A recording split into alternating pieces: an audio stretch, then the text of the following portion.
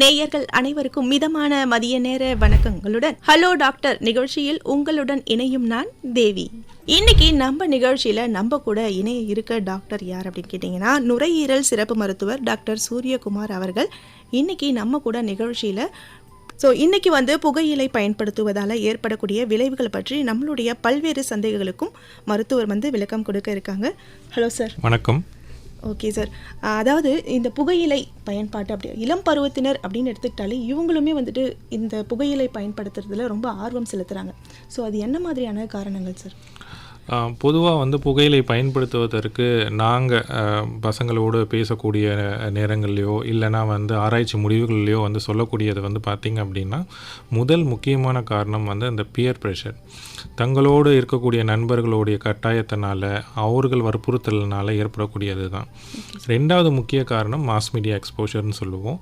அதாவது திரையரங்குகளில் இல்லை படங்களில் இல்லை நம்மளுடைய டிவி நிகழ்ச்சிகளில் கூட, ஏன் இப்போது ரீசெண்டாக வரக்கூடிய அனிமேட்டட் கார்ட்டூன்ஸில் கூட அந்த புகையிலை பயன்பாடுன்றது ரொம்ப அதிக அளவில் இருக்கிறதுனால மாணவர்கள் அதன் மீது கவனம் ஈர்க்கப்பட்டு அதை பயன்படுத்துகிறாங்க.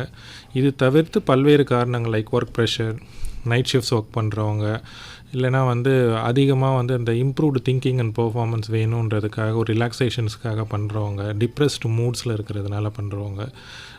ஒரு வேடிக்கையான விஷயம் என்னென்னா, பெண்களிடத்தில் இந்த பழக்கம் இருக்கிறதுக்கு முக்கியமான காரணம்ன்ற பார்க்கும்போது வெயிட் கண்ட்ரோல். ஏன்னா புகையிலை பிடிக்கிறப்போ நமக்கு பசிக்காமல் இருக்கிறதுனால அதிக உணவுகள் எடுக்க மாட்டோம். அதனாலேயே உடல் எடை கூடாமல் இருக்கும். ஸோ இந்த மாதிரி காரணங்கள் இருந்தாலும் மெடிக்கலி நாங்கள் பார்க்க ரெண்டே ரீசன்ஸ் தான். ஒன்று, புகையிலையில் இருக்கக்கூடிய நிக்கோட்டின் என்ற அடிமைப்படுத்துகிற தனம். இன்னொன்று, அதுலேருந்து வெளியில் வந்துடும் போது அந்த விட்ராவல் சிம்டம்ஸ்னு சொல்லுவோம். அது இருக்கிறதுனால தான் மெயினாக இதனுடைய பாதிப்புகள் உண்டு. இன்னொன்று, இந்த தொடர்ந்து பழக்கமாக இருக்கிறதுக்கான காரணம் இதுதான். Okay sir. இப்போ நீங்கள் சொன்னதுலேருந்து, அதாவது இதுலேருந்து ஒரு ரிலாக்ஸேஷன் கிடைக்கிது அப்படின்னு சொல்லி, இந்த புகையிலை பயன்படுத்துறதுனால ரிலாக்ஸேஷன் கிடைக்கிது, அது என்ன மாதிரியான அவங்களுக்கு உணர்வுகள் அது கொடுக்குது சார்? இப்போது நீங்கள் ஒரு புகையிலையை பயன்படுத்துகிறீங்க அப்படின்னா, அது ஸ்மோக்கிங்காக இருக்கட்டும் இல்லைன்னா மெல்லும் வகை புகையிலை ஸ்மோக்லெஸ்ஸாக இருக்கட்டும், எது பயன்படுத்தினாலும் அந்த புகையிலையில் இருக்கக்கூடிய நிக்கோட்டின் என்கின்ற அந்த வேதிப்பொருள் என்ன ஆகும் அப்படின்னா, நம்மளுடைய மூளையில் இருக்கக்கூடிய ரிசப்டாஸில் போய் பைண்ட் ஆகிடும். எப்போல்லாம் இந்த நிக்கோட்டினுடைய அளவு நம்ம ரத்தத்தில் கலக்குதோ, மூளையில் போய் சேருதோ, அப்போல்லாம் நமக்கு டோப்பமைன் என்ற ஒரு ஹார்மோன் செக்ரீட் ஆகும். அது ஹாப்பி ஹார்மோன் சொல்லுவோம். எப்போல்லாம் நமக்கு டோப்பமைன் செக்ரீட் ஆகுதோ அப்போல்லாம் நமக்கு சந்தோஷமான உணர்வுகள் கிடைக்கும். அதனால தான் யார் புகை பிடிச்சாலும் உடனே ரிலாக்ஸ் ஆகிறது, அந்த சந்தோஷமான உணர்வுகள் கிடைக்கிறது எல்லாத்துக்குமே முக்கியமான காரணம் இந்த நிக்கோட்டின் தான். இந்த நிக்கோட்டின் மூளையில் போய் சேரும் போது இருக்கும். இது என்ன ஆகும்னா, ஒரு நாளைக்கு முதல்ல ஒரு சிகரெட் பிடிக்கிறவர் இந்த நிக்கோட்டினோட அளவு பத்தலைன்னு சொல்லி படிப்படியாக நிறைய சிகரெட்டுகளோ நிறைய புகையிலையோ பயன்படுத்த ஆரம்பிச்சிடும். இது அப்படியே செயின் ஸ்மோக்கிங் மாதிரி ஆகுது. Okay sir. இப்போ இந்த புகையிலை பயன்பாடு இருந்தது அப்படின்னு தொடர்ச்சியாக அது இருந்துட்டு இருக்குது அப்படின்னு சொன்னால், கண்டிப்பாக நீங்கள் சொன்னதுலேருந்து தெரியுது என்னென்னா, ஒரு முறை அதை பயன்படுத்துகிறாங்கன்னா அதனுடைய அந்த ஹாப்பி ஹார்மோன் சுரக்கிறதுனால அவங்க அதை மறுபடியும் எடுத்துக்கிறாங்க அப்படின்னு சொல்லியிருந்தீங்க. ஸோ இது நம்மளுடைய நோய் ஆற்றலை தடுக்குது அப்படின்னு சொல்கிறாங்க சார். கண்டிப்பாக உண்டு. அதாவது இப்போது நம்மளுடைய எதிர்ப்பு சக்திக்கு முக்கியமான இருக்கக்கூடிய நம்மளுடைய இம்யூனிட்டி சிஸ்டம் பார்த்திங்க அப்படின்னா, இந்த புகையிலை கண்டிப்பாக பாதிக்கும். உதாரணத்துக்கு சொல்கிறப்போ காசநோய். நான் ஒரு புகைப்பிடிப்பராக இருக்கிறேன் அப்படின்னா, எனக்கு காசநோய் பாதிப்பு வரக்கூடியது பார்த்திங்கன்னா 3 மடங்கு அதிகரிக்குது. ஸோ காசநோய் எப்போ வரும் அப்படின்னு பார்த்தீங்கன்னா, இம்யூனிட்டி ப்ராப்ளம்ஸ் இருக்கிறவங்க, யாருக்கு இம்யூன் காம்ப்ரமைஸ்டாக இருக்கிறவங்களோ அவங்களுக்கு தான் காசநோய் பாதிப்பு. காசநோய் மட்டும் இல்லை, பல்வேறு விதமான நுரையீரல் சம்பந்தமான தொற்று நோய்கள் இந்த ஸ்மோக்கிங் டைப் ஆஃப் டொபாக்கோவில் இருக்குது. சரி, அப்போ மெல்ற வகை புகையிலை நல்லதுன்னு கேட்டிங்கன்னா அதுவும் கிடையாது. ஸோ மெல்லும் வகை புகையிலையிலுமே பார்த்திங்கன்னா நம்மளுடைய எதிர்ப்பு சக்தி கண்டிப்பாக குறைய தான் செய்யும். யாரெல்லாம் புகையிலை பயன்படுத்துபவர்களாக இருக்கிறாங்களோ அவர்களுக்கு தொடர்ச்சியான தொற்று நோய்களுடைய பாதிப்புகள் அதிகமாக இருக்கும். ஸோ அது நேச்சுரலாகவே நீங்கள் பார்த்தீங்கன்னா சளி, இருமல், அடிக்கடி அவங்களுடைய அந்த தும்மல், இதெல்லாம் ரொம்ப ஃப்ரீக்வெண்ட்டாக அவங்களுக்கு இருக்கும். அது அவங்களால தடுக்கவே முடியாது. ஏன் அப்படின்னா, அவர்கள் யூஸ் பண்ணக்கூடிய அந்த புகையிலைனால் அந்த மூச்சு குழாய், நுரையீரல் இது எல்லாமே ரொம்ப பாதிச்சிடுது. ரெண்டாவது, அந்த புகையிலையில் இருக்கக்கூடிய மற்றைய வேதிய பொருட்கள், உதாரணத்துக்கு சொல்லணும் அப்படின்னா கார்பன் மோனாக்சைடு இருக்கும். அது நம்ம உடலுக்கு தேவையில்லாத ஒரு விஷவாயு. அதை சுவாசிக்கிறதுனாலையும் நம்ம உடலில் வந்து எதிர்ப்பு சக்திகள் வந்து ரொம்ப, அதாவது ஒரு இம்யூன் காம்ப்ரமைஸ்டு ஸ்டேட்டுக்கு வந்து கண்டிப்பாக வந்து போயிடுவாங்க. Okay sir. இப்போது அதாவது சம்டைம்ஸ் இது வந்து செயின் ஸ்மோக்கிங் அந்த மாதிரி இந்த புகையிலை பயன்படுது தொடர்ச்சியாக இல்லாமல் ஒரு கட்டுப்பாட்டிலே இருந்தாலுமே அதுவும் பாதிப்பு தான் இல்லைங்களா சார்? இது நிறைய இடத்துல எங்ககிட்ட கேட்கக்கூடிய கேள்வி. அதாவது வந்து நான் ஒரு சிகரெட் தான் எடுத்துப்பேன் ஒரு நாளைக்கு, அது ஒன்றும் தப்பு இல்லையே. ஒரு சிகரெட்னாலும் ஒரு பஃப்னாலும் இல்லை ஒரு துண்டு புகையிலைனாலும் அது கண்டிப்பாக வந்து பாதிப்பு தான். அது கட்டுப்பாட்டில் இருக்குது, அதனால் எனக்கு பாதிப்புகள் இல்லை அப்படின்லாம் கிடையாது. நம்மளுடைய புற்றுநோய் ஏற்படக்கூடிய காரணிகள் வந்து ஒரு சிகரெட்லேயும் வரலாம், 10 சிகரெட்லேயுமே வரலாம், ஒரு பஃப் ஆஃப் சிகரெட்லேயுமே கூட வரலாம். அதனால் அது ஒரு சிகரெட்டாக இருந்தாலும், ஒரு பஃப்பாக இருந்தாலும், ஒரு துண்டு புகையிலையாக இருந்தாலும் அதனுடைய பாதிப்பு வந்து கண்டிப்பாக உண்டு. Okay sir. இதுக்கு சேஃப் லெவல்னு சொல்லி நம்மக்கிட்ட எதுவும் கிடையாது. அதாவது இவ்வளோ சிகரெட் எடுத்துக்கிட்டாலும் இவ்வளோ புகையிலை கன்சியூம் பண்ணிக்கிட்டால் நான் சேஃப் லெவலில் இருக்கிறேன்னா கண்டிப்பாகவே கிடையாது. அதை நீங்கள் ஒரு முறை பயன்படுத்தினா கூட அதனுடைய பாதிப்புகள் வந்து உங்களுக்கு இருக்குது. Okay okay sir. இப்போது இந்த நோய், அதாவது நம்ம தொற்று நோய் ஈஸியாக வந்துட்டு நமக்கு இந்த புகையிலை பயன்படுத்துறதுனால நமக்கு உடம்புல ஈஸியாக வந்து அது பரவிடுது. இருந்தாலும் இந்த கண் சம்பந்தமான பிரச்சனைகளும் வந்துட்டு இந்த புகையிலை பயன்படுத்துறதுனால வருது அப்படின்னு சொல்கிறாங்க சார். கண்டிப்பாக. அதாவது நான் எல்லா இடங்களையும் நான் சொல்லக்கூடிய ஒரு ஸ்டேட்மெண்ட் வந்து ரொம்ப காமனாக சொல்கிறது இதுதான். தலைமுடியிலிருந்து கால் நகம் வரைக்கும் உங்களுக்கு பாதிப்புகள் உண்டு புகையிலை பயன்பாடில். கண் சம்பந்தமான நோய்கள் நீங்கள் கேட்குறப்போ புகையிலை பயன்பாட்டினால கேட்ராக்ட் நோய்கள் கண்டிப்பாக இருக்குது. நிறைய ரிசர்ச் ஸ்டடீஸே அதை சொல்லியிருக்காங்க. ஸோ யாரெல்லாம் புகையிலை பயன்படுத்துகிறாங்க, தொடர்ச்சியாக பயன்படுத்திட்டு இருக்காங்களோ அவங்களுக்கு கேட்ராக்ட் பாதிப்புகள் வந்து இருக்குது.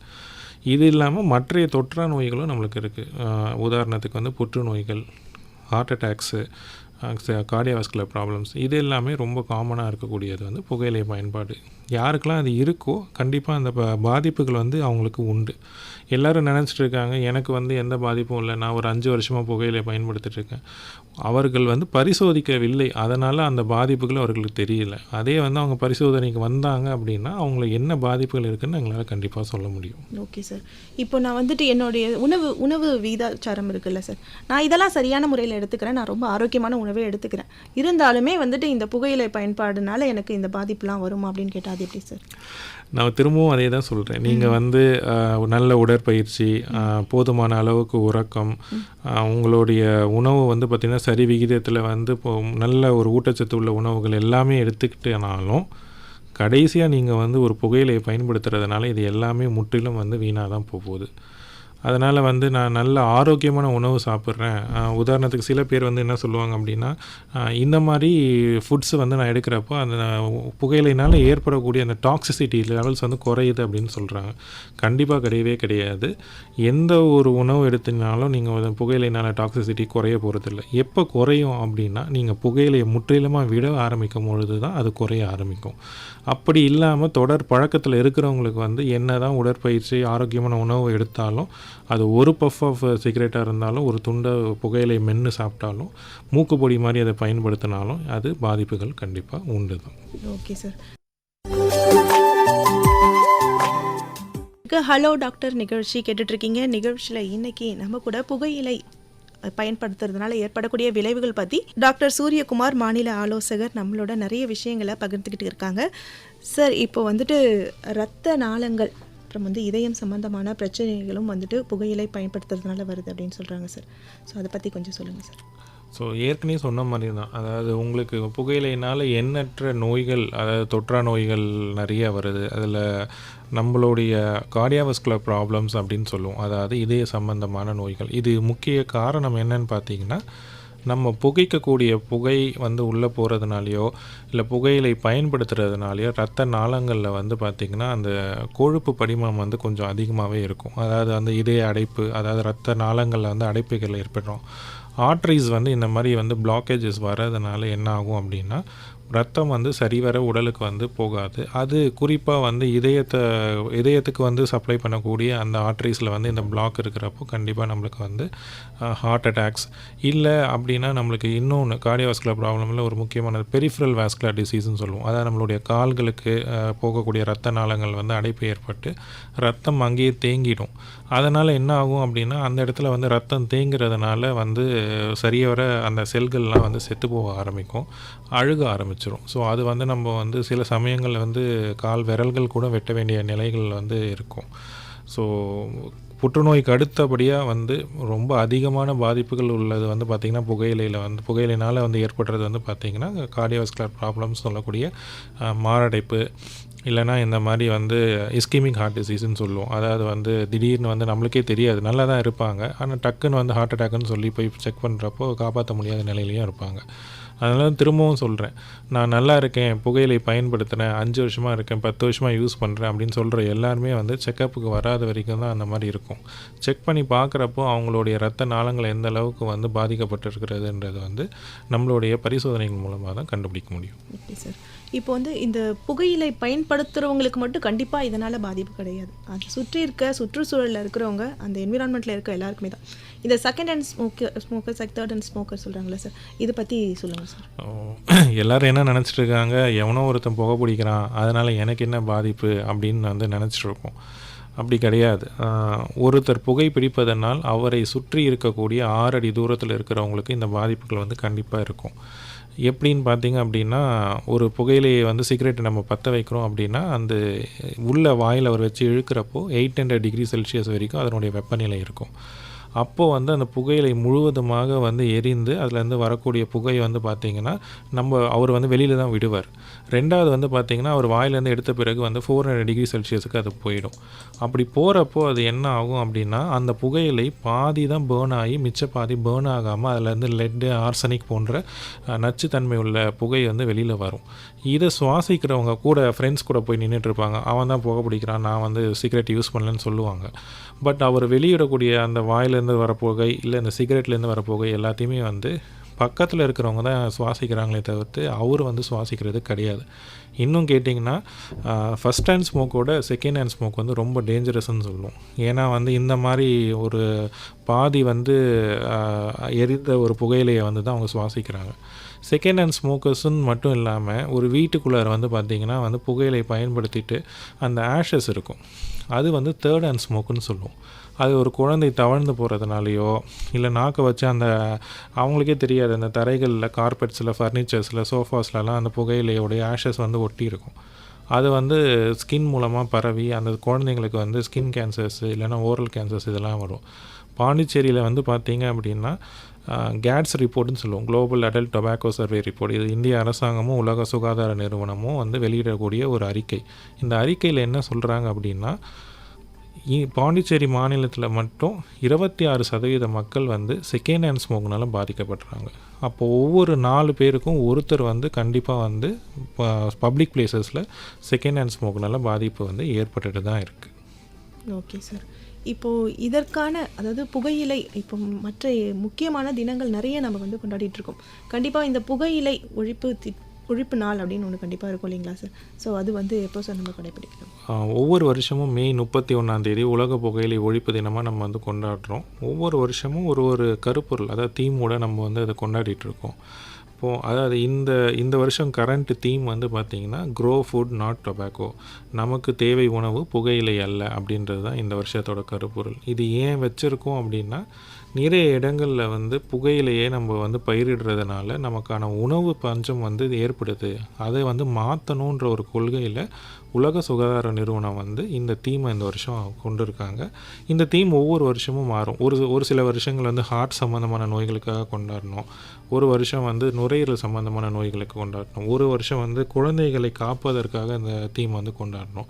ஸோ இந்த நாள் அனுசரிக்கிறதுக்கு முக்கியமான காரணம் வந்து பார்த்திங்க அப்படின்னா விழிப்புணர்வு ஏற்படுத்தணுன்றதுக்காக தான். இது புகையிலையினால் ஏற்படக்கூடிய பாதிப்புகள், அதை சந்தைப்படுத்துறதுனால ஏற்படக்கூடிய பாதிப்புகள், புகையிலை பயன்படுத்திய பின்னாடி அதில் வரக்கூடிய அந்த வேஸ்ட்டை வந்து அதனால் ஏற்படக்கூடிய பாதிப்புகள்.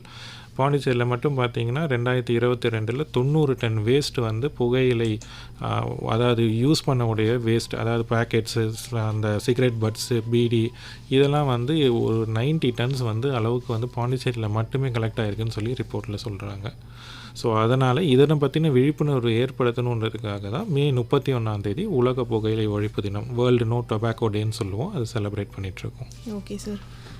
இப்போ வந்துட்டு ஒருத்தவங்க புகையிலை பயன்படுத்துகிறாங்க, அந்த பயன்பாட்டில் அவங்க ஈடுபட்டிருக்காங்க அப்படின்றத வந்து அந்த குடும்பத்தில் இருக்க நபரோ இல்லை ஒரு ஃப்ரெண்ட் சர்க்கிளில் இருக்கிறவங்களோ அதை எப்படி சார் நம்ம தெரிஞ்சுக்க முடியும்? ரொம்ப முக்கியமான கேள்வி. ஒரு ரெகுலர் யூசர்ஸ் வந்து நம்ம மோஸ்ட்லி மறைக்க மாட்டாங்க. அதாவது பெரியவர்கள் வந்து பார்த்திங்கன்னா வந்து புகையிலை பயன்படுத்த நேச்சுரலாகவே தெரிஞ்சிடும். பாக்கெட்டில் சிகரெட்ஸ் இருக்கும் அந்த மாதிரிலாம். பட் பள்ளிக்கு போகக்கூடிய மாணவர்கள் இல்லைன்னா சின்ன பசங்க, அதாவது கொஞ்சம் யங் ஏஜ் அடலசன்ட் ஏஜில் இருக்கிறவங்க, அவங்க வந்து பார்த்திங்கன்னா மறைத்து தான் அந்த புகையிலையை பயன்படுத்துவாங்க. அவங்க யூஸ் பண்ணக்கூடிய 90% புகையிலை பயன்பாடு வந்து பார்த்திங்கன்னா ஸ்மோக்லெஸ் ஃபார்ம், அதாவது மெல்லும் வகை புகையிலை, இந்த கூல் லிப்புன்னு சொல்லுவோம். அந்த மாதிரி ப்ராடக்ட்ஸ் தான் நிறைய யூஸ் பண்ணுறாங்க. ஸோ இதை எப்படி தெரிஞ்சுக்கலாம் அப்படின்னா, அவர்கள் வாயில் வந்து முதல்ல டீத் ஸ்டெயின்ஸ் இருக்கும். ஒரு மஞ்சள் கலரில் வந்து பல்லில் வந்து கரைகள் ஏற்படுறது. ரெண்டாவது, அவர்களுடைய உடைகளில் வந்து பார்த்திங்கன்னா ஒரு துர்நாற்றம் வீசும். ஒரு புகையிலை பயன்படுத்திட்டு இருப்பவர் வந்து பார்த்திங்கன்னா அவர் அந்த ஆஷஸ் வந்து மேலே பட்டிருக்கும். அதனாலே அவர் பக்கத்தில் போகிறப்ப நம்மளுக்கு வந்து அதுக்கான ஒரு வாடை, அந்த புகையிலை வாடை வந்து நம்மளுக்கு தெரியும். இது 2 மூலமாக நம்ம கண்டிப்பாக வந்து அவரோட புகையிலை பயன்பாடு இருக்கார் அப்படின்றத தெரிஞ்சுக்கலாம். 3வது வந்து பார்த்திங்க அப்படின்னா, அவங்களுடைய விரல் இடுக்குகளில் வந்து பார்த்திங்கன்னா இந்த புகையிலையோடைய இது வந்து படிஞ்சிருக்கும். இப்போ ஒரு ஸ்மோக்கர் இருக்கார் அப்படின்னா, அவர் சிகரெட் யூஸ் பண்ணி அவரோட விரல் இடுக்குகள் வந்து பார்த்திங்கன்னா அந்த புகையிலையோட வாசனை வந்து கண்டிப்பாக இருக்கும். ஸோ இதெல்லாமே வந்து பேசிக்காக நம்ம வந்து செக் பண்ண ஆரம்பித்தாலே அவர்கள் புகையிலை பயன்பாட்டில் இருக்காங்களா இல்லையா அப்படின்றத கண்டிப்பாக தெரிஞ்சுக்கலாம். மெயினாக ஓரல் எக்ஸாமினேஷன் சொல்லுவோம். வாயை வந்து நம்ம பார்த்தாலே பல் கரைகள் இல்லை சொத்தை விடுதல் இல்லைன்னா வந்து அந்த கம்ஸில் வந்து பார்த்திங்கன்னா ப்ளீடிங், ஜிஞ்சிவைட்டிஸ்ன்னு சொல்லுவோம். அந்த மாதிரி வந்து ரத்தம் வந்து வர்றது இதெல்லாமே இருந்துச்சு அப்படின்னா 90% அவர்கள் புகையிலை பயன்பாட்டில் இருக்கிறாருன்றது அதிலே உறுதி செஞ்சுக்கலாம். Okay sir. இப்போது இதில் வந்துட்டு ரொம்ப நம்ம ஷாக் ஆகக்கூடிய விஷயம் வந்து இந்த பள்ளி மாணவர்கள் வந்து இதை பயன்படுத்துறது தான் சார். குழந்தைகள் வந்துட்டு இந்த ஸ்கூலில் படிக்கும் பொழுது இல்லை காலேஜில் படிக்கும் பொழுது அவங்க நல்லபடியாக படிச்சுட்டு வெளியே வந்தால் தான் அவங்க ஒரு நல்ல ஒரு எதிர்காலம் அவங்களுக்கு இருக்கும். நம்ம நாடும் அவங்களுடைய குடும்பமாகட்டும் எல்லாருக்குமே நல்ல ஒரு எதிர்காலம் அமையும். ஸோ இந்த இந்த இந்த பள்ளி பருவத்தில் இருக்கும் போதோ இல்லை வந்து மாணவ பருவத்தினர் வந்துட்டு இதிலேருந்து விடுபடணும் இல்லைங்களா சார்? ஸோ இதை வந்துட்டு பேரண்ட்ஸ் எப்படிலாம் வந்துட்டு அவங்க ஹேண்டில் பண்ணலாம் சார்? ஸோ முதல்ல வந்து அவங்க அந்த பழக்கத்துக்கு ஆளாயிருக்காங்க, அது புகையிலைன்னு மட்டும் கிடையாது, எந்த ஒரு தீய பழக்கத்துக்கு ஆளாக இருந்தாலும் எடுத்த உடனே அவர்களை ஒதுக்கி வைப்பது இல்லை அவர்களை வந்து நீ இப்படி தான் மாற மாட்டேன் அப்படின்னு சொல்லி அவர்களை வந்து புறந்தள்ளுவது வந்து அது வந்து முதல்ல தவறு. ஒருத்தர் வந்து ஏன் வந்து இது சொல்கிறேன் அப்படின்னா, இப்போ புகையிலை பழக்கமே எடுத்துக்கிட்டோம் அப்படின்னா அது நான் பழக்கம்னு சொல்கிறேன். ஆனால் உலக சுகாதார நிறுவனம் வந்து என்ன சொல்கிறாங்க அப்படின்னா அது ஒரு நோயின்னு சொல்கிறோம். ஸோ ஒருத்தர் புகையிலை பயன்படுத்துகிறார் அப்படின்னா அவர் வந்து ஒரு நோயால் ஆட்கொண்டு இருக்கிறாரு. அப்போ அந்த நோய்க்கு மருத்துவம் செய்யணும். அந்த மருத்துவம் செஞ்சால் தான் அவர் அதுலேருந்து வெளியில் கொண்டு வர முடியும். அதை ஹேபிட்டுன்னு கன்சிடர் பண்ணாதீங்க அப்படின்னு சொல்கிறாங்க.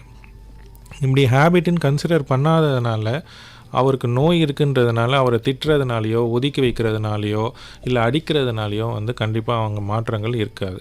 ஸோ அப்படி இருக்கிறப்போ அவங்களை என்ன பண்ணலாம் அப்படின்னா, அதற்கான சிகிச்சை மையங்கள் பாண்டிச்சேரியில் இருக்குது.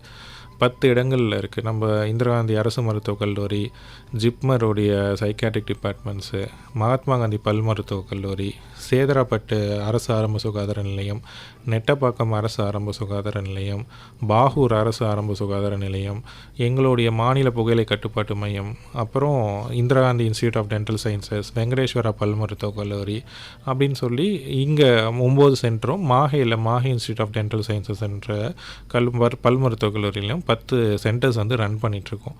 இங்கே நீங்கள் புகையிலை பயன்படுத்துவர்களை கூட்டிகிட்டு வந்தீங்க அப்படின்னா முறையான ஆலோசனை, மருத்துவம், அதற்கான மருந்துகள் எல்லாமே இலவசமாக கொடுத்து ட்ரீட் பண்ணிகிட்ருக்கோம். கண்டிப்பாக அவர்களை வந்து ஒதுக்குறதோ அடிக்கிறதோ வந்து அந்த பழக்கத்துலேருந்து அவங்களை கண்டிப்பாக வெளியில் வராது. ஏன் அப்படின்னா ஒரு புகையிலை, அதாவது நிக்கோட்டின் அடிமைத்தனம், அந்த புகையிலையில் இருக்கக்கூடிய நிக்கோட்டினுடைய அடிமைத்தனம் நம்மளுடைய கஞ்சாவை விட 100 மடங்கு வந்து அடிமைப்படுத்தக்கூடிய தன்மையுடையது. ஸோ அதனால் வந்து அதுலேருந்து வெளியில் வர்றதுன்றது வந்து ஒரு சாதாரண விஷயம் கிடையாது. அதை முறையான ஒரு ஆலோசனை, முறையான ஒரு மருத்துவர்கிட்ட இருந்து நீங்கள் ஆலோசனை பெற்றீங்கன்னா மட்டும்தான் அது கண்டிப்பாக வெளியில் வரலாம். Okay sir. இப்போ வந்துட்டு நீங்கள் முன்னாடியே சொன்ன மாதிரி தான், அதாவது தலை முடியிலிருந்து பாதம் வரைக்கும் வந்துட்டு நிறைய விதமான பிரச்சனைகள் வரும் அப்படின்னு சொல்லியாச்சு. இருந்தாலுமே வந்துட்டு அதாவது இப்படி இருக்கும் பொழுது, அதாவது புகையிலை பயன்படுத்துகிறவங்களை தாண்டி குழந்தைகள் இருப்பாங்க வீட்டில். குழந்தைகள், பெண்கள் இப்படின்னு இன்னும் கூட நம்ம ஷாக் ஆகக்கூடிய விஷயம் வந்து பெண்களுக்கும் வந்துட்டு இந்த மாதிரியான பழக்கங்கள் இருக்குது அப்படின்னு சொல்லிட்டு. ஸோ பயன்படுத்தாதவங்க எந்த வகையில் பாதிக்கப்படுறாங்க சார்? ஏற்கனவே சொன்ன செகண்ட் ஹேண்ட் ஸ்மோக்னால பாதிக்கப்பட்டிருக்காங்க, தேர்ட் ஹேண்ட் ஸ்மோக் அப்படின்ட்டு.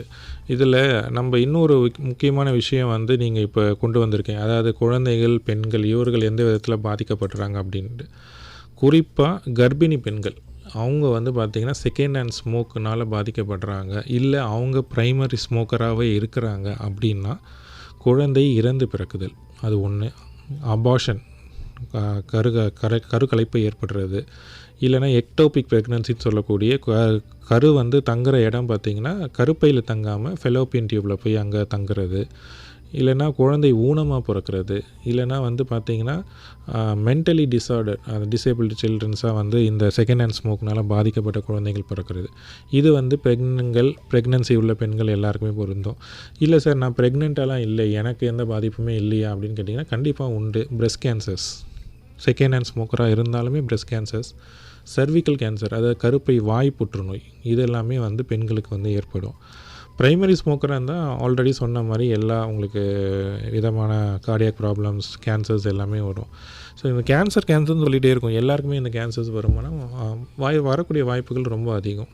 சரி, குழந்தைகள்னு பார்க்குறப்போ ஒரு வீட்டில் வந்து ஒரு கை குழந்தை இருக்கும், அதுக்குள்ளார நீங்கள் வந்து ஸ்மோக் பண்ணிகிட்டே இருக்கீங்க அப்படின்னா வந்து பார்த்திங்கன்னா சடன் இன்ஃபேன்ட் டெத் சிண்ட்ரோம்னு ஒன்று நினைக்கும். அதாவது குழந்தை வந்து தூக்கத்திலே வந்து மூச்சு திணறலில் இறந்து போயிடும். அதுக்கு ஒரு முக்கியமான காரணம், சடன் இன்ஃபேன்ட் டெத் சிண்ட்ரோம் நடக்கிறதுக்கு ஒரு முக்கியமான காரணம் வந்து புகையிலை பயன்பாடு தான், வீட்டுக்குள்ளார இருக்க பயன்பாடு. இல்லை குழந்தைக்கு வந்து நிமோனியா நோய்கள், பிராங்கைட்டிஸ் அதாவது மூச்சு திணறல், வீசிங், ஆஸ்மா போன்ற தொந்தரவுகள் இது எல்லாமே வந்து ஏற்படும். கேன்சர்னு சொல்கிறப்போ பார்த்திங்கன்னா செகண்ட் ஹேண்ட் ஸ்மோக்கருக்கும் ப்ரைமரி ஸ்மோக்கருக்குமே வந்து லங் கேன்சர் முதல் பிரதானமாக ஏற்படக்கூடியது வந்து பார்த்திங்கன்னா நுரையீரல் பற்றிய புற்றுநோய். தென் வாயில் யூஸ் பண்ணுறதுனால ஓரல் கேன்சர்ஸ், அதாவது வந்து இந்த லியூகோப்ளேக்கியான்னு சொல்லுவோம், அதாவது வந்து வெண்மை படிந்த ஒரு பிங்கிஷான ஒரு சின்ன ஒரு கட்டி மாதிரி, இல்லைன்னா ஒரு படர்ந்த ஒரு தேமல் மாதிரி உள்ள வாய்க்குள்ளார வரும். அது வந்துருச்சுனாலே அது உங்களுக்கு கேன்சராக மாறக்கூடிய பாதிப்புகள் வந்து ரொம்ப அதிகம். ஸோ அதனால் நம்மளுடைய வாயை வந்து திறந்து பார்க்குறப்போ மோஸ்ட்லி வந்து டென்டல் சர்ஜன்ஸ் கிட்டலாம் போகிறப்போ அவங்க வந்து நீங்கள் ஸ்மோக்கர் இல்லைனா டொபாக்கோ யூஸர்னால் உடனே ஐடென்டிஃபை பண்ணிடுவாங்க. ஏன்னா அவங்கள பார்த்த உடனே அவங்களுக்கு தெரிஞ்சிடும். இது இந்த லியூகோப்ளேக்கியா என்ன ஆகும் அப்படின்னா ஓரல் கேன்சராக மாறிடும். நிறைய நம்ம சினிமா தேட்டரில் கூட வந்து பார்ப்போம், சுனிதான்னு ஒரு பெண்மணி வந்து ஒரு அழகான குடும்பம் இருந்துச்சு, நான் அதை இழந்துட்டேன், அதுக்கு முக்கியமான காரணம் அந்த புகையிலை பயன்பாடுன்னு சொல்லியிருப்பாங்க. அது ஒரு நிஜமான கதை தான். அவங்க வந்து உண்மையிலே புகையிலை பயன்படுறதுனால வாய் புற்றுநோயால் பாதிக்கப்பட்டு தங்களுடைய தாடையே வெட்டி எடுக்க வேண்டிய நிலைமைக்கு போயிட்டாங்க. ஸோ இந்த மாதிரி ஓரல் கேன்சர்ஸ், இல்லைனா த்ரோட் கேன்சர், லங் கேன்சர், இல்லைனா நம்மளுக்கு வந்து வயிற்றில் ஏற்படக்கூடிய புண்கள், ஸ்டொமக் அல்சர்ஸ், பெப்டிக் அல்சர்ஸ், இந்த மாதிரி உள்ள பிரச்சனைகள், கணைய புற்றுநோய் அதாவது பேன்க்ரியாட்டிக் கேன்சர் கூட சில பேருக்கு வந்து, லிவர் கேன்சர்ஸ், லிவர் டாக்ஸிசிட்டினால லிவர் கேன்சர்ஸ் வரக்கூடியது, யூரினரி பிளாடர் கேன்சர்ஸ், அது சிறுநீர் பை அந்த நம்மளுடைய யூரின் கலெக்ட் பண்ணக்கூடிய இடத்துல இருக்கக்கூடிய கேன்சர்ஸ், இது எல்லாமே ரொம்ப காமன். அதாவது காமனஸ்ட் கேன்சர்ஸ் அமாங் டொபாக்கோ யூசர்ஸ்ன்னு சொல்லுவோம். ஸோ அது குழந்தையாக இருந்தாலும், பெண்மணியாக இருந்தாலும், கர்ப்பிணியாக இருந்தாலும், இல்லை ஆண்களாக இருந்தாலும் எல்லாருக்குமே வந்து இந்த புற்றுநோய்கள் வந்து காமன் தான். பெண்களுக்கு அடிஷ்னலாக வந்து பிரெஸ்ட் கேன்சரும் செர்விக்கல் கேன்சரும் வந்து ஏற்படுது. ஓகே சார், இப்போ இந்த புகையிலை பயன்படுத்துறதுனால நமக்கு வந்து ஒரு முறை யூஸ் பண்ணாலே அதனால் பாதிப்பு தான். அது அவங்க செக்கப் போகாத வரைக்கும் அவங்களுக்கு உடம்புல என்ன பிரச்சனை அப்படின்றது தெரியாது. இருந்தாலுமே இந்த second hand smokers, third hand smokers இருக்காங்கல்ல சார், இவங்களுக்கு ஆரம்ப நிலையிலே வந்துட்டு அவங்களுக்கு ஏதாவது நோய் வந்திருக்கா அப்படின்றது எப்படி சார் கண்டுபிடிக்க முடியுது? நீங்கள் செகண்ட் ஹேண்ட் ஸ்மோக்கராக இருந்தீங்க அப்படின்னா, தொடர்ச்சியான செகண்ட் ஹேண்ட் ஸ்மோக்கராக இருக்கீங்க, இப்போ உதாரணத்துக்கு ஒரு ஃபஸ்ட் இயர் ஸ்டூடெண்ட்டாக இருந்து உங்கள் ஃப்ரெண்டு ஸ்மோக்கராக இருக்கார் அப்படின்னா, நீங்கள் தொடர்ச்சியாக அவர் கூட 2 வருஷம் 3 வருஷம் படிக்க போகிறீங்க, அவரோடவே நீங்கள் தான் இருக்க போகிறீங்க, அவர் ரூம்லேயே தங்கி இருக்கீங்க, உங்கள் அந்த ரூம்லேயே அவர் ஸ்மோக் பண்ணுறாரு, நீங்கள் போகிற இடத்துலலாம் அவர் ஸ்மோக் பண்ணுறாருன்னா தயவு செய்து நீங்கள் வந்து உங்களுக்கு அதனால் பாதிப்புகள் இருக்கா அப்படின்னு சொல்லி ஒரு பரிசோதனை செய்து கொள்ளுங்கள். இதனுடைய அறிகுறிகள் வந்து தெரிஞ்சால் தான் பரிசோதனை செஞ்சுக்கணுமா அப்படின்னா இல்லை. நீங்கள் வந்து நார்மலாகவே வந்து நீங்கள் ஒரு செக்கப்புக்கு வந்தீங்கனாலே வந்து உங்களுக்கு ஏதாவது பாதிப்புகள் இருக்கான்றதை முதல்ல கண்டுபிடிச்சிரும். ரெண்டாவது வந்து பார்த்திங்கன்னா, ஒரு கேன்சர் வந்து முற்றிய நிலையில் தான் வெளியில் வந்து தெரிய ஆரம்பிக்கும். ஸோ அதனால் முன்கூட்டியே நீங்கள் வந்து இந்த மாதிரி நான் ஒரு செகண்ட் ஹேண்ட் ஸ்மோக்கு எக்ஸ்போஸ் ஆகியிருக்கேன், இவ்வளோ வருஷம் 2 வருஷம் 3 வருஷம் எக்ஸ்போஷரில் இருக்கேன், அதனால் எனக்கு பாதிப்பு இருக்கான்னா கண்டிப்பாக அதுக்கான மருத்துவ வசதிகள் இருக்குது, செக் பண்ணிக்கலாம். இன்கேஸ் வந்து அதனால் உங்களுக்கு பாதிப்புகள் இருந்தால் முன்கூட்டியே நம்ம கண்டுபிடிச்சனால அதுலேருந்து நம்ம ட்ரீட் பண்ணி வெளியில் வர்றது ரொம்ப ஈஸியாகவும் இருக்கும். பட் எல்லாத்த விட இந்த ட்ரீட்மெண்ட்டு, நீங்கள் செக்கப்பு அதெல்லாம் விட இதை ப்ரிவென்ட் பண்ணுறது தான். அதாவது செகண்ட் ஹேண்ட் ஸ்மோக்கராக நீங்கள் இல்லாமல் நீங்கள் வந்து அந்த இடத்துலேருந்து விலகி போடுறதும், அந்த யூஸ் பண்ணக்கூடிய நபரையும் வந்து அதிலேருந்து வெளியில் கொண்டு வரதும் தான் வந்து இதில் முக்கிய தீர்வாகவே இருக்குமே தவிர்த்து, மற்றபடி வந்து இதில் இருந்து நான் விலகி போய்க்கிறேன், நான் மட்டும் ட்ரீட்மெண்ட் எடுத்துக்கிறேன்றது வந்து ஒரு இன்றைய காலகட்டத்துக்கு ஓகே, ஒரு தொடர்ச்சியாக ஒரு லாங் டேர்மில் வந்து இது வந்து பெரிய இம்பேக்ட்ஸ் வந்து க்ரியேட் பண்ணாது. இம்பேக்ட் க்ரியேட் பண்ணணுன்னா நீங்களும் செகண்ட் ஹேண்ட் ஸ்மோக்கராக இருக்கக்கூடாது, அவரும் ஃபஸ்ட் ஹேண்ட் ஸ்மோக்கராகவும் இருக்கக்கூடாது. அதை வந்து நம்ம தடுக்கணும். ஹலோ டாக்டர் நிகழ்ச்சி கேட்டுட்ருக்கீங்க. நிகழ்ச்சியில் புகையிலை பயன்பாட்டில் இருக்கிறவங்க அதனால வரக்கூடிய பாதிப்புகள் பற்றி நிறைய விஷயங்களை மருத்துவர் நம்மளோட ஷேர் பண்ணிட்டு இருக்காங்க. சார், இதை வந்து நம்ம சென்டர், அதாவது என்ன மாதிரியான சென்டர்ஸ் இருக்குது, மையங்கள் இருக்குது அப்படின்ற, சிகிச்சை மையங்கள் இருக்குது அப்படின்றத நம்ம பேசணும் சார். இதுக்கு என்னென்ன மாதிரியான ட்ரீட்மெண்ட்ஸ் இருக்குது சார்? ஸோ எல்லா நோய்களுக்கு போலவே வந்து புகையிலை பயன்பாடுக்குமே வந்து ஒரு ட்ரீட்மெண்ட் மெத்தட் உண்டு. அதாவது வந்து முறையான கவுன்சிலிங்ஸ்ன்னு சொல்லுவோம், ஆலோசனைகள். ரெண்டாவது வந்து பார்த்திங்கன்னா இதற்கு வந்து நிக்கோட்டின் ரீப்ளேஸ்மெண்ட் தெரப்பீஸ்ன்னு சொல்லுவோம், என்ஆர்டிஸ்ன்னு சொல்லி. இந்த நிக்கோட்டின் ரீப்ளேஸ்மெண்ட் தெரப்பீஸ் வந்து பார்த்திங்கன்னா சூயிங்கம்ஸ் மாதிரியும் பேட்சஸ்ன்னு சொல்லி உடலில் ஒட்டக்கூடியது மாதிரியும் வருது. எல்லோரும் பொதுவாக பண்ணுற தப்பு என்னென்னா, கடைகளில் வந்து அதாவது ஓவர் தி கவுண்டரில் வந்து இந்த சூயிங்கம்ஸையும் பேட்சஸையும் அவங்களாவே வாங்கி அதை யூஸ் பண்ண தெரியாமல் அதை யூஸ் பண்ணி அதனால் வந்து பாதிப்புகள் அடைஞ்சிட்டு, இல்லை இது வேலை செய்யலை, இதனால் வந்து என்னால் புகையிலேருந்து வெளியில் வர முடியல அப்படின்னு வந்து வெறுப்பில் போயிடுறாங்க. அது முற்றிலும் தவறு. நீங்கள் ஒரு என்ஆர்டி யூஸ் பண்ணணும் அப்படின்னா ஒரு முறையான மருத்துவர்கிட்ட ஆலோசனை பெற்ற பிறகு தான் அந்த நிக்கோட்டின் சூயிங்கம்ஸோ இல்லைன்னா அந்த நிக்கோடெக்ஸ்ன்னு சொல்லக்கூடிய அந்த அட்வர்டைஸ்மெண்ட்டில் வரக்கூடிய இந்த சூயிங்கம்ஸையோ பேட்சஸையோ வந்து நீங்கள் யூஸ் பண்ணணும். இந்த சூயிங்கம் யூஸ் பண்ணக்கூடிய மெத்தடுன்னு ஒன்று இருக்குது. எல்லாருக்கும் ஒரே மாதிரி இருக்காது, எல்லாருக்கும் ஒரே அளவு உள்ள டோஸும் கொடுக்கவும் முடியாது. ஸோ ஒவ்வொருத்தருடைய பயன்பாடு, உடல்நிலை, அவங்களுடைய வயசு, புற நோய்கள் லைக் வந்து டயபெட்டிஸு, கார்டியா ப்ராப்ளம்ஸ், இந்த மாதிரிலாம் கணக்கில் கொண்டு தான் வந்து இதுக்கு ட்ரீட்மெண்ட்ஸ் வந்து கொடுக்க முடியும். இது இல்லாமல் ஃபார்மகலாஜிக்கல் தெரப்பீஸ்ன்னு சொல்லி நிறைய மருந்துகள் வந்து உண்டு. அந்த மருந்துகளும் வந்து ரொம்ப க்ரானிக் அடிக்ஷன்ஸில் இருக்கிறவங்க, ஒரு 10-15 வருஷம் வந்து இதிலேருந்து வெளியில் வர முடியாமல் க்ரானிக் அடிக்ஷன்ஸில் இருக்கிறவங்களுக்கு வந்து இந்த மருந்துகள் வந்து ப்ரிஸ்கிரைப் பண்ணுறோம். அதை ஒரு முறையான சைக்காட்ரிஸ்டோடைய அனுமதியோடு தான் இந்த மருந்துகள் வந்து எடுத்துக்க முடியும். சரிங்களா? Okay sir. இப்போது டோல் ஃப்ரீ நம்பர் ஏதாவது இருக்கும், இமீடியட்டாக காண்டாக்ட் பண்ணணும் அப்படின்னா டோல் ஃப்ரீ நம்பர்ஸ் ஏதாவது இருக்கா? கண்டிப்பாக. இந்த டோல் ஃப்ரீ நம்பர் வந்து பார்த்திங்கன்னா எல்லா விஷயத்துக்காகவும் பயன்படுது. அதாவது வந்து தகவல்கள் தெரிஞ்சுக்கலாம், உங்கள் அருகில் இருக்கக்கூடிய அதாவது டொபாக்கோ செசேஷன் சென்டர், புகையிலை பழக்கம் நிறுத்துவதற்கான மையங்கள் வந்து எங்கே இருக்குன்னு தெரிஞ்சுக்கலாம். இல்லை எனக்கு வந்து இந்த மாதிரி சென்டர்ஸ்க்கு வரதுக்கு பிடிக்கல, நான் வந்து வீட்டில் தான் இருப்பேன், எனக்கு யாராவது வீட்டிலேயே வந்து இந்த மாதிரி கவுன்சிலிங் கொடுத்தா நல்லாயிருக்கும்னு நினைக்கிறவங்களுக்கும் இந்த டோல் ஃப்ரீ நம்பர் கால் பண்ணிங்கன்னா உங்களுடைய மொபைல் ஃபோன்லேயே கவுன்சிலிங்ஸ் வந்து ஏற்பாடு செய்வாங்க. அதற்கான வசதிகளும் இருக்குது. இந்த டோல் ஃப்ரீ எண் வந்து பார்த்திங்கன்னா 1800112356. திரும்பவும் சொல்கிறேன், 1800112356. இந்த எண்ணை அழைச்சிங்க அப்படின்னா இந்த டோல் ஃப்ரீ எண்ணில் வந்து உங்களுக்கு தமிழ்லேயே வந்து ஆலோசனைகள் வழங்குவதற்கான ஒரு மார்னிங் 9 மணிலேருந்து ஈவினிங் 6 o'clock வரைக்கும் வந்து இந்த டோல் ஃப்ரீ நம்பரில் நீங்கள் கால் பண்ணலாம். கால் பண்ணி நீங்கள் வந்து உங்களுக்கான ஆலோசனைகள், தகவல்கள், பாண்டிச்சேரியில் எந்தெந்த இடங்களில் இந்த மையங்கள் இருக்குன்ற போன்ற விஷயங்கள், பாண்டிச்சேரி மட்டும் இல்லை இந்தியா ஃபுல்லாக இருக்கக்கூடிய மையங்களுடைய தகவல்களும் இந்த டோல் ஃப்ரீ எண் மூலமாக தெரிஞ்சுக்கலாம். இல்லை இது தவிர்த்து வேறு ஏதாவது உங்களுக்கு ஒரு கம்ப்ளைண்ட் ரைஸ் பண்ணோம், ஒரு இடத்துல பப்ளிக் ஸ்மோக்கிங் அதிகமாக இருக்குது, அந்த மாதிரிலாம் இருந்தாலும் இந்த டோல் ஃப்ரீ எண்ணையே நீங்கள் வந்து இது பண்ணிக்கலாம். Okay sir. இப்போ வந்துட்டு நிகழ்ச்சியில் வந்து நிறைவான கேள்வி அப்படின்னு கூட சொல்லலாம். என்னதுன்னா, நம்ம வந்து ஒரு முறை பயன்படுத்திட்டு விடுபட்டுட்டேன், நான் அந்த புகையிலை பயன்பாட்டிலேருந்து விடுபட்டுட்டேன், ஆனால் அதனுடைய பாதிப்பு அப்படின்றது நமக்கு எந்த அளவுக்கு இருக்கும் சார்? இப்போது நீங்கள் வந்து விடுபட்டுட்டீங்க அப்படின்னா அதனுடைய பாதிப்புகள் வந்து உங்களுக்கு 8 மணி நேரத்துலேருந்தே கிடைக்கும். நீங்கள் வந்து ஸ்டாப் பண்ண 8 ஹவர்ஸ்லேருந்தே உங்களுடைய பிளட் ப்ரெஷர், உங்களுடைய டெம்பரேச்சர் எல்லாமே மாறிடும். கண்டிப்பாக வந்து அதனால் ஏற்படக்கூடிய அந்த கார்டியாக் ப்ராப்ளம்ஸோடைய பாதிப்புகள் வந்து ஒரு நாள்லேயே வந்து பாதியாக குறையுதுன்னு சொல்கிறாங்க. உங்களுடைய அந்த இருமல், தொடர்ச்சியான சளி பிடிக்கிற தொந்தரவுகள், தும்மல், இந்த மாதிரி உள்ள தொந்தரவுகள் 9 மாதத்துலேயே சரியாகுதுன்னு சொல்கிறாங்க. ஒரு 5 வருஷத்தில் வந்து உங்களுக்கு பக்கவாதம் வரக்கூடிய பாதிப்புகள் முற்றிலுமாக குறைஞ்சிடுது. 10 வருஷத்தில் நுரையீரல் வரக்கூடிய பாதிப்புகள் பாதியாக குறையுது. 15 வருடத்தில் வந்து நீங்கள் வந்து ஒரு நான் ஸ்மோக்கர் அளவுக்கு வந்து உங்களுடைய உடல் வந்து முழு இதுவாகவே மாறிடும்.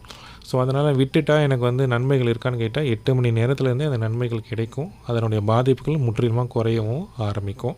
ஸோ அதனால் இன்றைக்கே இதை விடுறதுக்கான முயற்சிகள் வந்து தயவு செஞ்சு எடுங்க.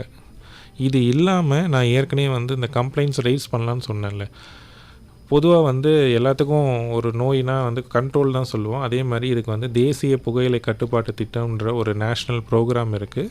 இந்த ப்ரோக்ராமில் வந்து பார்த்திங்கன்னா கோட்பா அப்படின்னு ஒரு சட்டத்தை வந்து நாங்கள் வந்து அமல்படுத்திட்டு வரோம். போலீஸ் டிபார்ட்மெண்ட் மூலமாகவும் முனிசிபாலிட்டி மூலமாகவும் நம்மளுடைய டிஸ்ட்ரிக்ட் கலெக்டர் ஆஃபீஸ் மூலமாகவும் இதெல்லாம் நடந்துட்டு வருது. இந்த சட்டத்தின்படி வந்து பார்த்திங்க அப்படின்னா பொது இடங்களில் புகைப்பிடித்தல் வந்து சட்டப்படி குற்றம். மைனருக்கு சேல் பண்ணுறது இல்லை மைனரை வச்சு சேல் பண்ணுறது, புகையிலை பொருட்களை வந்து இந்த மாதிரி சேல் பண்ணுறது சட்டப்படி குற்றம். பள்ளி வளாகத்தை சுற்றிய 100 கஜம் 100 யார்ட்ஸ்ன்னு சொல்லுவோம், அதற்குள்ளார வந்து புகையிலை பொருட்களை விற்பனை செய்வதும் சட்டப்படி குற்றம். புகையிலை பொருட்களை விளம்பரங்கள் செய்வது, அதாவது வந்து ஓப்பனாக வந்து போர்ட்ஸோ இல்லைனா டிவி ரேடியோஸில் இது மாதிரி செய்வதும் சட்டப்படி குற்றம். இதன் மூலமாக இருக்கக்கூடிய கம்ப்ளைண்ட்ஸையும் வந்து நான் ஏற்கனவே சொன்னேன், இந்த 1800112356 என்ற நம்பருக்கு வந்து நீங்கள் தாராளமாக கம்ப்ளைண்ட்ஸாகவும் ரைஸ் பண்ணலாம். அந்த கம்ப்ளைண்ட்ஸ் வந்து எங்களுக்கு ஃபார்வர்ட் செய்யப்படும். நீங்கள் அளிக்கக்கூடிய புகார்களின் பேரில் வந்து அந்தந்த இடங்களில் வந்து நாங்கள் நடவடிக்கைகள் எடுத்துகிட்டு வரோம். Okay sir. இப்போது இந்த புகையிலை வந்து நாளுக்கு நாள் குழந்தைகள், அதாவது பள்ளி மாணவர்கள் தொடங்கி நாளுக்கு நாள் இந்த புகையிலுடைய பயன்பாடு அதிகமாக ஆகிட்டுருக்கு. இருந்தாலும் எந்த அளவுக்கு இதனுடைய விழிப்புணர்வு மக்கள்கிட்ட இருக்குது சார்? எல்லாருக்குமே வந்து புகையிலைன்றது தவறான ஒரு பொருள்ன்றது எல்லாருக்குமே தெரியும், தெரிஞ்சு தான் பயன்படுத்துகிறாங்க. ஆனால் ஏன் பயன்படுத்துகிறாங்க அப்படின்னா, அது ஒரு மேன்லி அப்பியரன்ஸ் கொடுக்கும், அதனால் வந்து என்னுடைய டென்ஷன் குறையுது, இந்த மாதிரி ஒவ்வொருத்தர் ஒவ்வொரு காரணங்கள் வந்து கொடுத்துட்டு தான் இருக்காங்க. பட் நாங்கள் வந்து ஏன் இது வந்து ஒரு இன்னும் வந்து நம்மளால் ஒரு கண்ட்ரோல் கொண்டு வந்து இவ்வளோ விழிப்புணர்வு இருந்துமே வந்து கண்ட்ரோல் கொண்டு வர முடியலன்னு நினைக்கிறோம் அப்படின்னா, அது இந்த பியர் ப்ரெஷரில் தான் ரொம்ப அதிகமாக வந்து போயிடுது. ஒருத்தரை நான் கவுன்சிலிங் பண்ணி அனுப்பினாலும் திரும்ப அவருடைய நண்பர் புகைப்பிடிப்பராக இருந்தார்னா அந்த பியர் ப்ரெஷர்னாலே அவர் திரும்ப வந்து அந்த பழக்கத்துக்குள்ளே போயிடுறாரு. ஸோ அதனால் நீங்கள் கேட்டதுக்கு வந்து பதில் சொல்லணும், ஏன் வந்து இது வந்து அதிகமாக இருக்குது அப்படின்னா, இந்த பயன்பாடுன்றது வந்து ஒரு கல்ச்சுரல் ஹேபிட்டாக சில இடங்களில் இருக்குது. சில இடங்களில் வந்து பார்த்திங்கன்னா புகையிலை வந்து அவங்களுடைய ஒரு கல்ச்சுரல் ஹேபிட்லேயே வந்து இந்த வெத்தலை பாக்கில் வச்சு போடுறது அந்த மாதிரிலாம் வந்து நிறைய பழக்கங்கள்லாம் இருக்குது. ஸோ இது நம்மளுடைய ஊடுருவி இருக்கிறதுனால இதனுடைய விழிப்புணர்வு இன்னும் அதிகமாக இருக்கணும். அந்த விழிப்புணர்வு இருந்தாலும் ஒரு தடவை தானே பயன்படுத்துகிறோம், இதனால் என்ன பாதிப்பு அப்படின்ற எண்ணங்கள் வந்து மாறணும். ஒரு தடவைனாலும் அது அந்த விஷம் தான், அந்த விஷம் வந்து கண்டிப்பாக வந்து மாறப்போகிறதில்ல. ஸோ அதனால் எல்லாருக்கும் நான் என்ன கேட்டுக்கிறேன் அப்படின்னா, தயவுசெய்து புகையிலையை எந்த ஒரு ஃபார்ம்லேயுமே எடுத்துக்காதீங்க. அது மெல்லும் வகையோ ஸ்மோக்கிங்கோ மூக்குப்பொடியோ எந்த ஃபார்ம்லேயுமே எடுத்துக்காதீங்க. எந்த வகை புகையிலைனாலும் அது கெடுதல் தான். அது எந்த விதத்துலையும் உங்களுக்கு நல்லது தெரியாது. இன்றைக்கி சந்தோஷம் தரக்கூடிய ஒரு மனநிலையை அதை கொடுத்தாலும் நாளைக்கு அதனால் ஏற்படக்கூடிய நோய்களின் பாதிப்புகள்னால வந்து உங்களுக்கு உடல் நலத்தில் கெடுதல், மனநலத்துலையும் கெடுதல், உங்கள் ஃபினான்ஷியல் கன்ஸ்ட்ரெயின்ஸும் அதில் நிறையா வீணாகுது. ஃபேமிலிக்கும் இதனால் கண்டிப்பாக இருக்குது, இல்லைன்னுலாம் சொல்ல மாட்டேன். அதனால் உங்கள் குடும்பத்தையும் உங்களை சுற்றி இருக்கக்கூடிய சுற்றுப்புற சூழலையும் மற்றவர்களையும் நீங்கள் பாதுகாக்கணும்னு நினச்சிங்கன்னா தயவுசெய்து இன்றைக்கி புகையிலை விடுங்க. அதற்கு ஹெல்ப் பண்ணுறதுக்கு நாங்கள் இருக்கோம். இந்த 10 மையங்களுக்கு வாங்க, கண்டிப்பாக உங்களுக்கான தீர்வுகள் அளிக்கிறோம், மருந்துகளும் இலவசமாகவும் கொடுக்குறோம். Okay sir. நேயர்களே, நிகழ்ச்சியோட நிறைவு பகுதிக்கு வந்தாச்சு. நிகழ்ச்சியில் புகையிலை பயன்படுத்துறதுனால மட்டுமில்லை, இப்போது சார் சொன்னது மூலயமா அந்த புகையிலை பயன்படுத்துகிறவங்கள சுற்றி நம்ம இருக்கிறதுனாலையும் வந்துட்டு நமக்கு நிறைய பாதிப்புகள் வருது. ஸோ அதனால் நம்ம முக்கியமாக சார் சொன்ன அதே விஷயம்தான், என்னதுன்னா புகையிலை நாம் எந்த அளவுக்கு, அதாவது அதில் எப்படி நம்ம தடுக்கிறோமோ, அந்த second hand smoker, third hand smoker இல்லாமல் அதை வந்து ஃபஸ்ட் ஹேண்ட் ஸ்மோக்கராக இருக்காங்க இல்லைங்களா, அவங்கள வந்து தடுக்கிறது நம்மளுடைய ஒரு தலையாய கடமை அப்படின்னே சொல்லலாம். நிகழ்ச்சியில் கலந்துக்கிட்டு நம்மளுடைய நிறைய சந்தேகங்களுக்கு சார் வந்து நிறைய விஷயம் கொடுத்துருந்தாங்க. ரொம்ப நன்றி சார். அனைவருக்கும் நன்றி. எங்களுடைய அலுவலகம் வந்து பார்த்திங்க எங்கே இருக்குது அப்படின்னா, மாநில புகையிலை கட்டுப்பாட்டு மையம் 68 ஆம்பூர் சாலை, அங்கே புதுச்சேரி 1 இருக்குது. நீங்கள் இதற்கு மேலே எங்களை நேரில் சந்திக்கணும், வேறு ஏதேனும் உங்களுக்கு சந்தேகங்கள் இருந்தாலும் தாராளமாக எங்களுடைய அலுவலகத்தை அணுகலாம். அது நான் கொடுத்த இந்த டோல் ஃப்ரீ நம்பர் இன்னொரு முறை சொல்கிறேன், 1800112356. இந்த எண்ணிலையும் நீங்கள் என்ன தொடர்பு கொள்ளலாம். நன்றி. Thank you sir. கொள்ளலாம்.